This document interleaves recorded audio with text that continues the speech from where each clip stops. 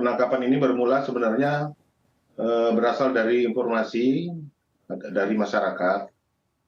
Kita memang sudah biasa setiap hari kita melaksanakan update situasi keamanan perairan.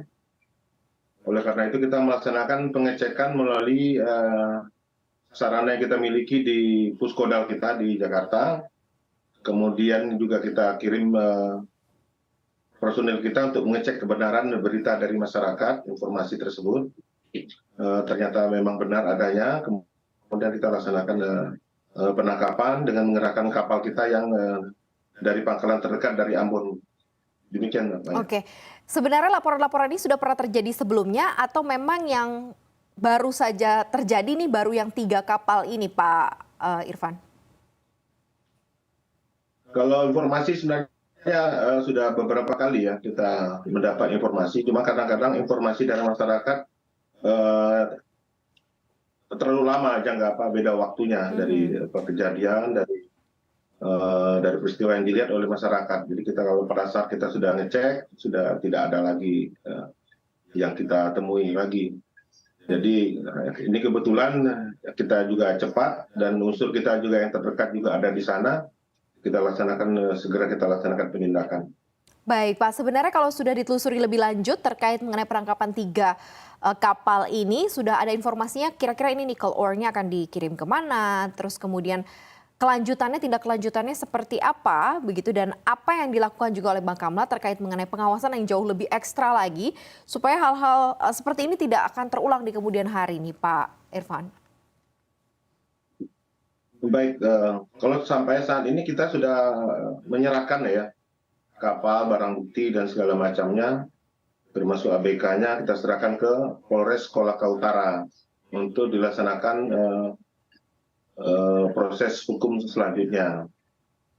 Kemudian ini menurut informasi awal kemarin nikelnya mau dibawa ke Kalimantan Timur maupun di wilayah Sulawesi Tenggara itu sendiri, mungkin di daerah Morowali, untuk dilaksanakan proses lebih lanjut.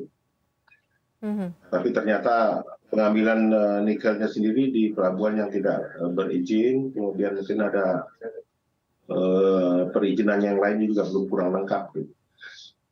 Pengawasan yang lebih ekstra akan seperti apa Pak, khususnya untuk mungkin pelabuhan-pelabuhan yang dalam tanda kutip mungkin tidak berizin, yang sudah dilihat begitu ya, ada peluang begitu ya untuk beberapa mungkin pelaku lainnya menggunakan itu, seperti apa yang sekarang mungkin sudah kembali lagi dilakukan dari sisi Bakamlanya, pengawasan ekstranya akan seperti apa nih Pak Irfan?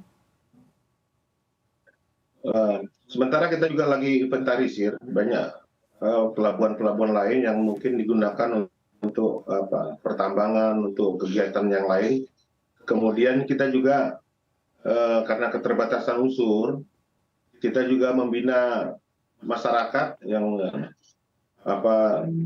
pencinta laut yang menjadi mata dan telinga Bakamla di daerah-daerah. Hampir setiap provinsi kita sudah mempunyai masyarakat yang relawan yang penjaga laut, istilahnya kami singkat Rapala. Itu kita berdayakan untuk memberikan informasi-informasi apabila ada kejanggalan-kejanggalan maupun kejadian-kejadian yang mencurigakan di daerahnya masing-masing. Selain itu juga kita terus untuk berupaya menambah armada kapal kita untuk dapat berpatroli di seluruh perairan Indonesia yang sangat luas ini, Mbak. Apakah sudah ada identifikasi lebih lanjut tentang siapa yang mengirim, perusahaan mana yang mengirim, dan kalau kita bicara mengenai peran serta masyarakat, seperti apa level of awareness dari masyarakat mungkin selama ini yang dilihat langsung begitu ya, atau ditinjau langsung dari Bakamla bahwa ini adalah sebuah tindakan yang ilegal begitu, seperti apa Pak Irfan?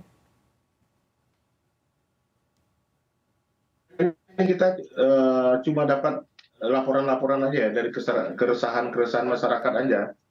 Bahwa mungkin mereka juga merasa resah ya, ada kegiatan-kegiatan ilegal, sementara mereka mungkin tidak mampu berbuat apa-apa, sehingga mereka melaporkan kepada kita. Sementara kemarin pemiliknya juga ini sebenarnya pribadi-pribadi aja, pengusaha-pengusaha lokal yang berusaha mungkin kita tidak tahu apakah mereka juga belum paham aturan atau memang sengaja mencoba supaya untungnya lebih banyak. Jadi mencoba cara-cara yang kurang baik, sehingga mungkin juga tidak harus membayar pajak atau membayar izin yang lain-lainnya kepada negara. Dan ini perlu kita tertibkan bersama, Mbak. Berarti ini nanti endingnya sebenarnya memang akan diselundupkan ke luar negeri, kurang lebih seperti itu ya Pak, dengan cara ilegal ya Pak? Ya kemungkinan, Mbak. Tapi kalau dari pemiliknya mau kirim ke Morowali untuk diproses di smelter, baru mungkin diekspor. Demikian.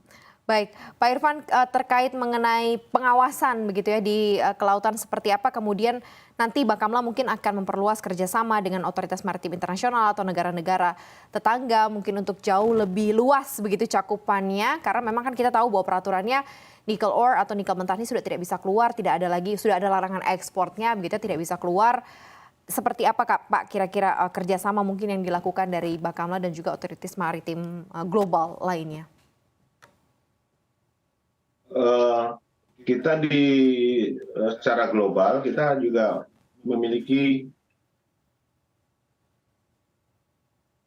kegiatan rutin pertemuan dengan organisasi Coast Guard dari seluruh dunia untuk secara global. Untuk secara regional kita sendiri Indonesia menginisiasi adanya ASEAN Coast Guard Forum. Jadi sementara ini ketuanya dari Indonesia, kita sendiri.